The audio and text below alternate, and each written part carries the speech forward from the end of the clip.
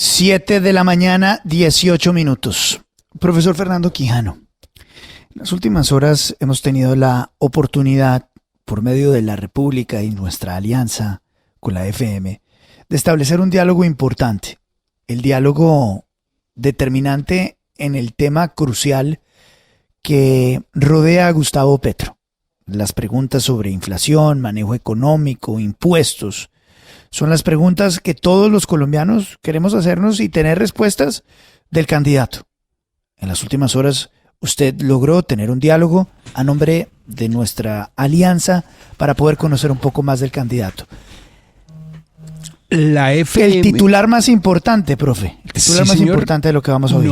Nos fuimos con ese tema, y es que él, obviamente, el tema que más le preocupa a los empresarios, que más le preocupa a las personas que particularmente en las regiones tienen explotaciones agropecuarias, agroindustriales, es el tema de la expropiación. Y cuando se le pregunta a quemarropa al candidato Gustavo Petro sobre si va a expropiar, él dice que no, que la expropiación no está en su agenda, que está la democratización. Y el problema es que en el tema, en definir democratización y en acciones para democratizar, pues obviamente hay muchos nubarrones, muchas zonas grises, porque no hay elementos que describan o que definan qué es democratizar. 7:20. Esta es la conversación económica con Gustavo Petro. ¿La versión 2022 de Gustavo Petro en el tema económico es distinta, ha cambiado o se mantiene en su creencia de modelo económico? Yo pienso que en lo esencial sigue siendo la misma.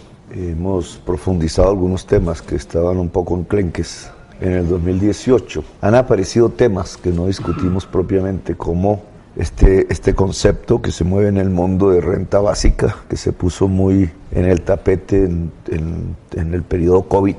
Indudablemente todo el tema alrededor del COVID, pues es un tema que surge, pone algunas de las cosas que habíamos dicho en el 18 como en forma relevante, pero también coloca nuevos temas. Indudablemente algo como la soberanía alimentaria, no suficiencia solamente, sino soberanía, se pone al orden del día. Usted en tres, rasgos, tres pinceladas rápidas, doctor Gustavo, ¿cómo define su modelo económico? Es una democratización de la economía, que significa una economía para la vida. Digamos que el instrumento para construir una economía para la vida es democratizar las condiciones para producir riqueza. Yo parto de una tesis que es teórica, y que buena parte de las corrientes económicas coinciden con ella, y es que la riqueza nace del trabajo.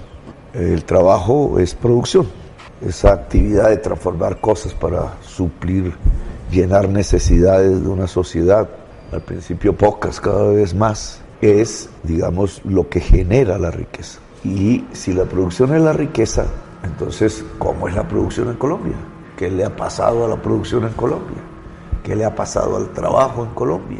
¿Cómo se mueven las condiciones para poder trabajar?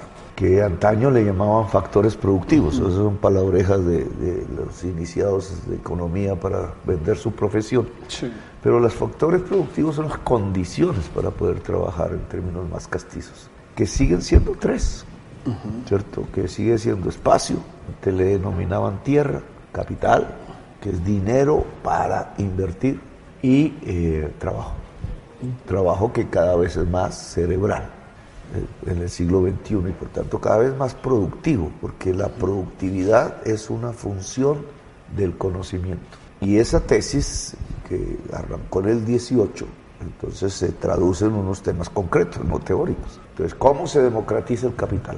¿Cómo se democratiza la tierra? Pero ahora la tierra no es solo... Ese democratizar, el sinónimo puede ser socializar, un Estado comunitario, o democratizar, ¿usted qué sinónimo le tendría? Democratizar es entregar a millones de personas en la sociedad colombiana, es entregarle a la sociedad. Y en ese sentido no es estatizar, que se creyó alguna democratizar vez, no es estatizar. Alguna vez se creyó que democratizar era estatizar, indudablemente, en el siglo XX. Eso fracasó, digamos, ¿no? El estatismo finalmente es una burocracia en el poder. Pero yo no puedo cambiar, o digamos, como es tan sensible el tema en época de elecciones, generarle un sinónimo a democratizar, por ejemplo, por expropiar, por volver un Estado comunitario en términos, digamos, como socialistas. No, eso se llama capitalismo. El capitalismo nace a través de una democratización de las condiciones de producción, que estaban concentradas en manos de los señores feudales, si queremos hablar de historia, o de los esclavistas. En cierto punto la economía colombiana sigue estando en manos de los señores feudales, y por eso no se ha desarrollado el capitalismo en Colombia. Para desarrollar un capitalismo hay que democratizar. Esa es la experiencia en todo el mundo. Ese es el sentido de lo que pasó en Francia en 1700 y pico. Ese es el sentido de lo que pasó en Estados Unidos. Los países que no democratizaron en Europa, como Italia, como Alemania, como España, tuvieron serios problemas. Allí se creó el fascismo. Entonces, digamos, el capitalismo implica una democratización, una liberación. La tierra tiene que liberarse. Pero ya vamos para allá, para ir desarrollando las cosas. Eventualmente, si usted llega el 8 de agosto de este año a Casa de Nariño, va a recibir más o menos un déficit fiscal en torno al 6%. ¿Cómo va a sortear este tema? Y además que esta asignatura es la que le va a permitir recuperar a Colombia el grado de inversión o olvidarnos del grado de inversión. ¿Cómo va a sortear el déficit fiscal? ¿Esto cómo se soluciona en el corto plazo? Sí. Con una reforma tributaria. En la renta de personas naturales, Sí. que es progresivo, entre más le ingresa a una persona, más paga, ¿cierto? Una tarifa progresiva, que es lo que debe ser una reforma tributaria. Falta un capítulo hacia arriba, que es dividendos, porque los dividendos son el ingreso del propietario de una empresa que le saca a la empresa para su bolsillo, hace las veces de un salario, es el pago al dueño de la empresa. Deroga la reforma tributaria del 2019, va a gravar los dividendos. Sí. Y aquí Dijo 20 por la derogación y dividendos. Y los dividendos deben seguir la curva de progresividad. ¿Y eso más o menos cuánto cree recaudar con dividendos? Eso puede recaudar unos 10 a 15 billones de pesos dependiendo de las tasas. Usted ya tiene la fórmula para bajar el déficit. ¿Cuál es la fórmula para bajar esta deuda externa? Si usted disminuye el déficit fiscal, Sí. y al mismo tiempo disminuye el déficit comercial, esta presión por el endeudamiento disminuye. Y esa es una solución, digamos, a una política de menor endeudamiento. Pero usted no es amigo, digamos, de esas ideas de otrora, de los años 80, de moratoria de deuda, de no pagar la deuda, de rancharse muy Rafael Correa, muy Evo Morales, de no pagar la deuda, muy argentino, de no pagar la deuda. Usted no, usted, digamos, no, la deuda hay que pagarla. Yo soy economista, entonces, si estos fueron compromisos, indudablemente aquí hay metido corrupción, aquí está Odebrecht, aquí hay un poco de cosas, pero son compromisos que deben cumplirse. ¿Es amigo, por ejemplo, de dolarizar la economía? No. ¿Por qué? Porque la economía colombiana es petróleo y carbón y entonces la tasa de cambio depende del precio internacional del petróleo y el carbón. Entonces cuando el precio sube, el peso se revaloriza, es decir, damos menos pesos por dólar. 2013, mira, un punto más bajo casi.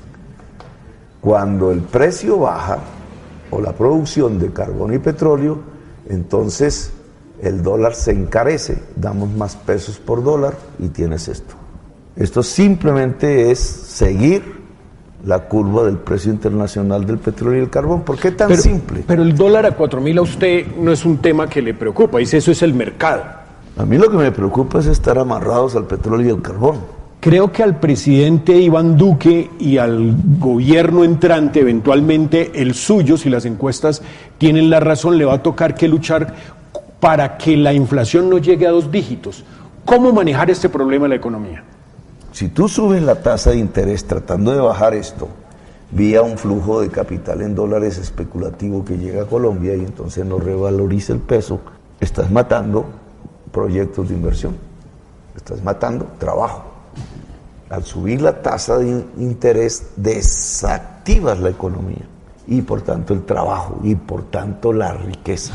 ¿Cómo satanizar el tema del petróleo cuando tenemos la capacidad de vender un barril de petróleo a 128, incluso de habilitar el fracking, de apurar los pilotos de fracking para poder comprar cosechas y para poder comprar fertilizantes? En primer lugar, si tú sigues con el petróleo y el carbón en el mundo, cada vez los alimentos serán más y más caros, porque las tierras fértiles se reducen, porque la productividad agraria se reduce por el efecto clima. Se te va reduciendo la productividad agraria en todo el mundo. Por eso es que están creciendo los precios de los alimentos a escala mundial. Entonces, si tú continúas con el esquema, nunca solucionas nada. Fracking, usted los pararía, usted diría no. Sí. A pesar de que estén en buenos precios. El agua es más valiosa que el petróleo.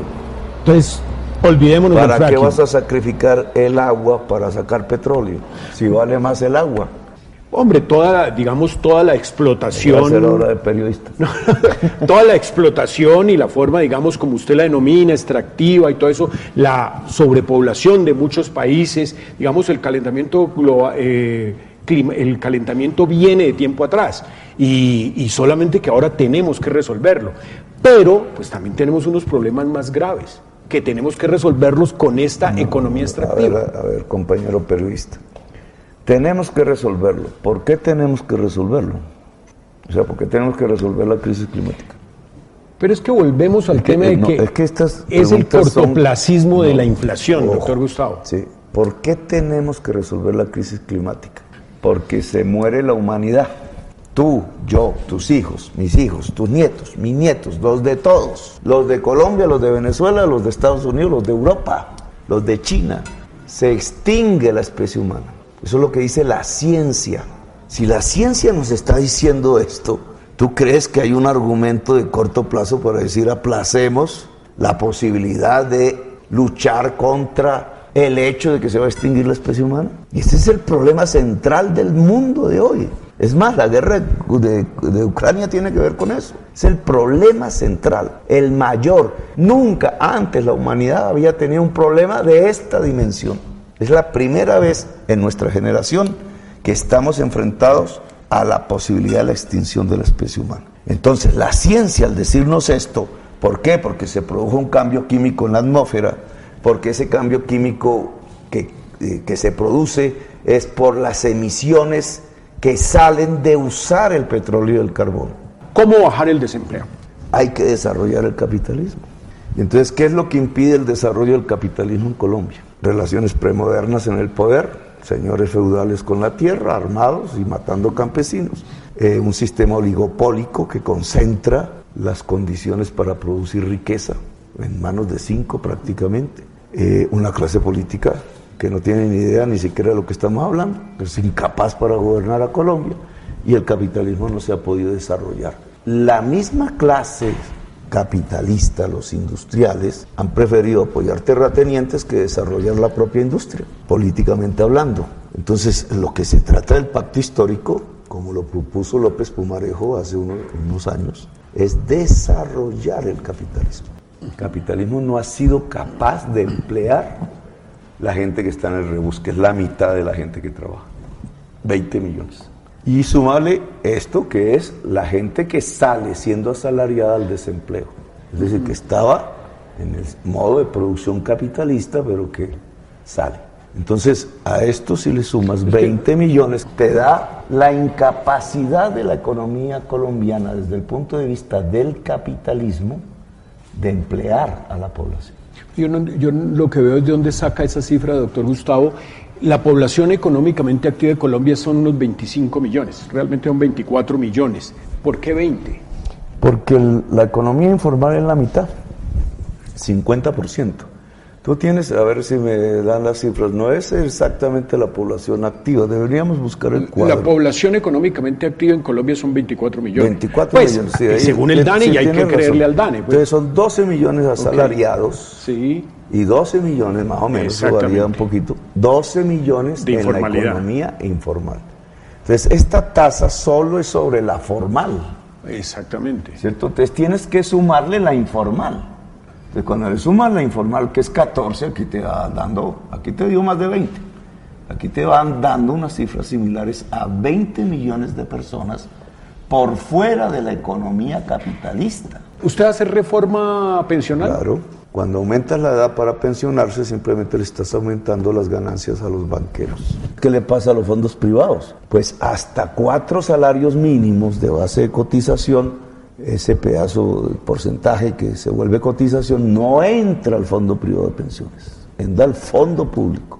Pero para que quede No claridad... tiene pensión en los fondos privados de Doctor pensión. Gustavo, para que quede la claridad, usted en todo este tema, que es una colcha de retazos que hay que hacer de rehacer nuestro sistema pensional, ¿usted liberaría que los pensionados hoy en los fondos de pensiones y quienes están en los fondos de pensiones privadas, los cotizantes, se pasen? Los pensionados ya tienen su derecho adquirido y no hay Pero nadie. que se pasen. Pero sí, claro.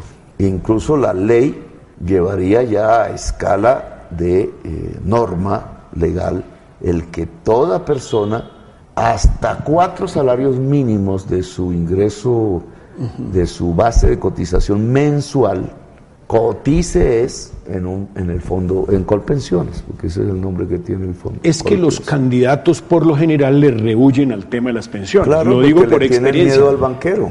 Pero entonces es que lo que usted está diciendo es un tema bastante Aquí de solo, alto impacto. en lo Usted que está yo he diciendo, dicho, lo que yo he dicho solo pierde uno. ya sé por dónde va, pero usted liberaría que los cotizantes, Diría que 2. se vayan para el fondo de pensión. Liberaría eso. O sea, una diáspora de cotizantes de los fondos privados el 8 de agosto, si la reforma estuviera lista el 8 de agosto, estarían en Por Colpensiones. su derecho a su pensión. Tasas de interés. El Banco de la República subió las tasas de interés y usted arremetió contra el Banco de la República. ¿Arremetió? Sí, pues les dijo que... Es más, revivió una cosa que había eliminado la Constitución del 91 y era traer gente de los gremios. El que arremetió contra el Banco de la República es Álvaro Uribe Vélez, que se tomó la Junta Directiva. Realmente, pero lo decía la Constitución, Yo no el tengo gobierno ni- nombra ahí- 2 codirectores ahí y puede ni sacar siquiera 2. Yo tengo ni idea de... ¿Qué un idea portero tiene para el petrista. Banco de la República? ¿Cuáles son sus ideas? El Banco de la República, según la Constitución, debe ser independiente. Pero usted los nombra, si es presidente, Solo 2. y puede cambiar 2. Sí, yo no me acuerdo bien. Sí, puede sacar 2. Porque eso depende de las fechas en que han nombrado los Sí. anteriores. Pero entonces, el Banco de la República debe ser independiente. ¿De qué? Del gobierno Sí. y del poder financiero. Pero ahí voy, usted no nombraría entonces, porque yo les he hecho seguimiento de lo que usted ha venido diciendo, ¿usted no nombraría codirectores del Banco de la República para respetar esa independencia? No, sí nombraría, pero cumpliría la sentencia de la Corte Constitucional. La sentencia de la Corte Constitucional dice los objetivos del Banco de la República son 2. Control monetario, que es lo que hasta ahora ha hecho, y crecimiento de empleo, que es lo que hasta ahora no ha hecho. Entonces, la Junta Directiva debe reflejar estos 2 intereses, control monetario y crecimiento y empleo. Las individualidades, entonces, los nombres concretos, hoy solo reflejan una sola política ideológica, que es pensar que la inflación la produce la emisión y que el papel del banco es controlar las emisiones. Punto. Y se olvidaron del crecimiento y del empleo. Por eso suben la tasa de interés.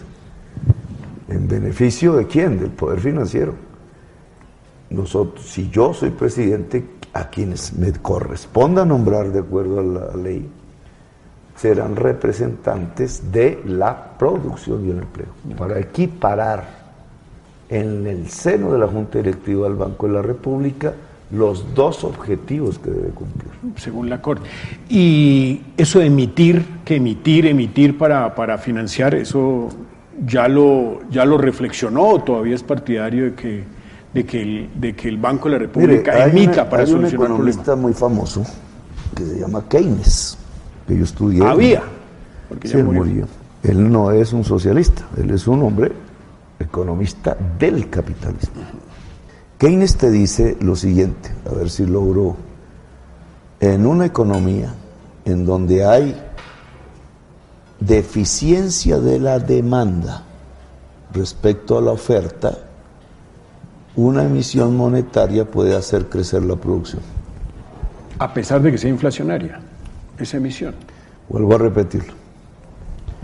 En una economía, si la demanda es inferior a la oferta, una emisión monetaria puede hacer crecer la producción, no los precios. Es decir, no toda emisión es inflacionaria.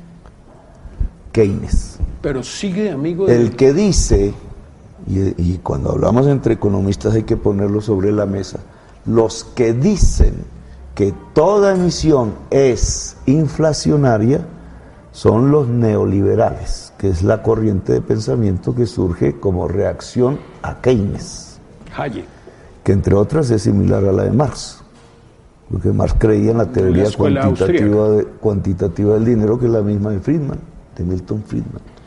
Entonces, hay una visión monetaria que es keynesiana y hay otra visión monetaria que es neoliberal. En las economías no toda emisión es inflacionaria si la demanda es inferior a la oferta, porque la emisión se vuelve una mayor demanda y chupa la oferta. Pero eso queda... Entonces, en tiempos del COVID, que es en el efecto práctico de esta teoría, en el momento del COVID, ¿qué fue lo que tuviste? ¿Cierto? Venía, digamos, una oferta, una demanda y ¡fum! La demanda se encierra por obligación, confina, toda esa época la demanda se cae, deja de comprar. Y entonces, ¿qué es lo que hace Europa? ¿Qué es lo que hace China? ¿Qué es lo que hace Japón? ¿Qué es lo que hace Estados Unidos? Emiten y mandan los cheques a las casas. Pero es por decisión del Banco Central, sí, no por... Pero igual, digamos, ellos toman esas decisiones. No hay hambre, no, sí. Se amplió no se quebraron las empresas, no se creó desempleo, no hubo inflación en ese momento. Lo que pasa es que si el mecanismo sigue y ya la demanda igual a la oferta, entonces ahí sí la emisión se vuelve inflacionaria, que es lo que está pasando ahora. Pero entonces lo que yo te llamo la atención es lo siguiente: no hay un dogma, ¿cierto? Tú tienes que mirar primero si hay una deficiencia de demanda. Eso es lo que debería hacer, no el presidente. Porque el presidente no y además tiene, usted dice que va a ser independiente el banco. Función. Eso es lo que tiene que hacer el Banco de la República. O sea, eso podría titularse al oído de los codirectores del banco y del gerente.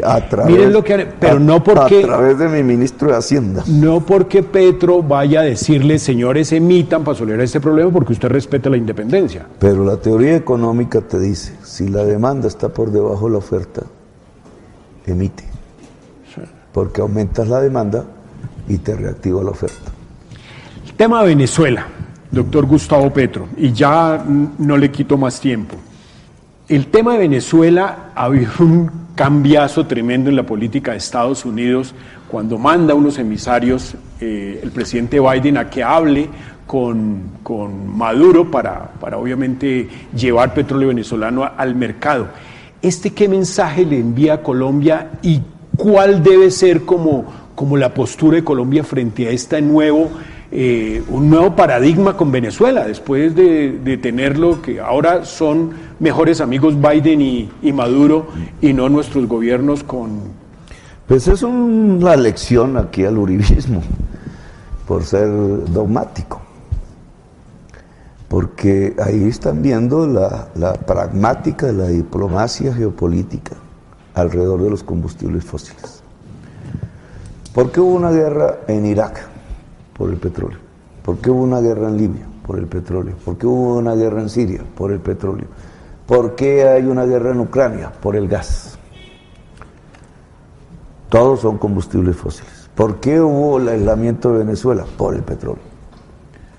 Entonces, cuando Estados Unidos entra en conflicto con Rusia por el tema Ucrania, Rusia es el segundo productor mundial de petróleo y el primero de gas. Ellos no se lo consumen ellos lo exportan a Europa. Y entonces cuando el aliado Europa Occidental, Estados Unidos, ven que se puso en peligro la oferta de gas y de petróleo, tienen que buscarla.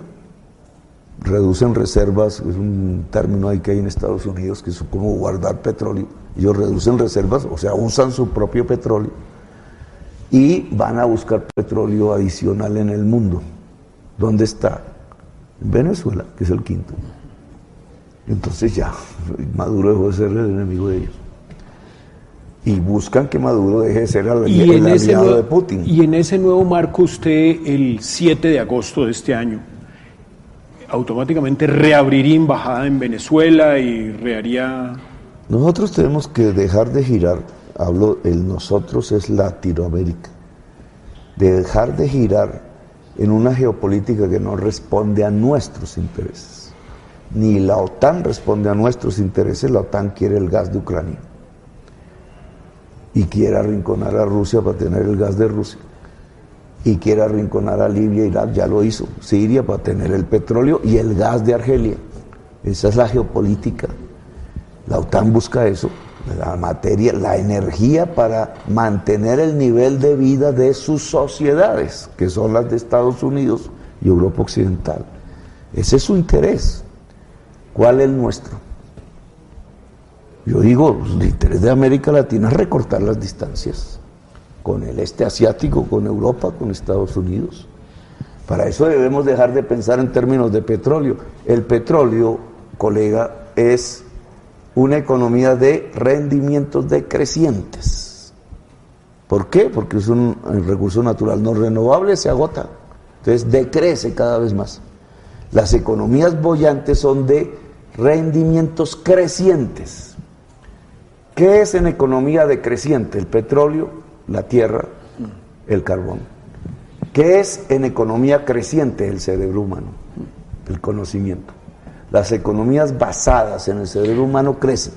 Y te explico. Entonces, América Latina, para recortar la distancia, tiene que salir de esa época estúpida de materia prima con rendimientos decrecientes y pasar a una economía productiva basada en el conocimiento. Esa es nuestra geopolítica. Además, con unas ventajas, somos campeones de la energía limpia, que es lo que hoy necesita el mundo. Unas superventajas. Tenemos la selva amazónica que hoy la necesita el mundo para vivir. Si nosotros hacemos una geopolítica de acuerdo a nuestros intereses, ni Putin ni la OTAN. Un espacio de paz en América Latina separado de eso. Y entonces aquí, ¿qué papel juega Venezuela? Pues Venezuela está atrasada porque ni siquiera esta discusión que yo adelanto en Colombia de separar nuestra economía del petróleo, allá existe. Allá ni Maduro, ni la oposición, ni nadie habla de esto. Allá es ver quién se queda con el petróleo, no cómo se reemplaza el petróleo. Pero si ellos siguen así, nosotros no podemos incidir en eso. Un mejoramiento de las relaciones diplomáticas, si Estados Unidos es capaz de quitarles el bloqueo, es decir, comprarles su petróleo, que es lo que les interesa, al precio internacional, imagínense, vuelve y juega al ciclo venezolano. Ahora se volverán ricos. Ahora los venezolanos irán para allá y otro poco de colombianos para allá. Que ya hay 4 allá. Y vuelve y juega hasta que se vuelve y se cae el petróleo y tienen hambre. Pero si eso pasa en este periodo, Colombia puede exportar, generar un boom exportador incluso de mercancías industriales hacia Venezuela. Y nos ayuda a solucionar nuestro propio problema. Doctor Gustavo, la expropiación, que es un fantasma que digamos que atemoriza de eventualmente usted llegar al gobierno. ¿Habrá expropiación durante su mandato? La expropiación es una figura legal en Colombia. La usan los alcaldes, la puede usar el presidente. Los alcaldes, voy a ponerle un ejemplo concreto, la usaron para decir que iban a hacer el metro elevado y expropiaron todas las casas de las gentes que habitaban el lugar por donde va a pasar el metro elevado. Ya no están ahí, ahora hay potreros ahí y no hay metro elevado. Y ninguno de ustedes levantó la voz de protesta, a nadie. Nosotros no necesitamos expropiar, nosotros necesitamos es democratizar, que es diferente. Y el programa económico del pacto histórico es democratizar la economía, no expropiar la economía. Sé que un parte, digamos, de tranquilidad en ese aspecto. Es que yo no veo por qué hay intranquilidad si yo nunca he usado esa palabra, ni la he usado en el discurso, ni la he usado en la práctica. Eso no es más sino fake news de la extrema derecha, capturando personas ingenuas. Muchas gracias, doctor Gustavo. Bueno. ¿Y quién le suena como candidato a la vicepresidencia, su llave? Ya veremos. ¿Hasta cuándo tiene plazo? No, solo arranca a partir de las elecciones, 13. ¿Y usted Ahí tengo un plazo para definir breve. ¿Y usted cree que Germán Vargas se lanza o no se lanza? Yo pienso que ya por lo menos recuperó su partido, que se lo había quitado Char. Y la acción que realizó al inscribir una candidatura es recuperar jurídicamente el partido Cambio Radical. ¿Pero se lanza o no se lanza? Eso ya lo elaborará él, eso no es problema mío. ¿Y quién cree que ganará en La Esperanza? Yo creo que Fajardo, a pesar del apoyo que sectores de Cambio y del Partido Liberal le dan a Alejandro Gaviria, creo que... ¿Y en el no le equipo alcanza. Colombia? Eso lo veo más enredado, porque hay maquinarias que la encuesta no muestra, que es la conservadora. Hay el poder de la compra del voto, que la encuesta tampoco puede mostrarlo, que está ahí. Hay un uribismo que está fuera de esa coalición, que va a entrar a apoyar lo que consideran que es lo más uribista de ahí. ¿Usted negociaría la vicepresidencia? Negociar. Sí, pues, o bueno, llegaría a un acuerdo para lograr apoyos liberales. Nosotros ¿otro somos partido? pacto histórico. Pactamos. O sea, De no frente negociarían al pacto. país. De frente al país y para cambiar la historia.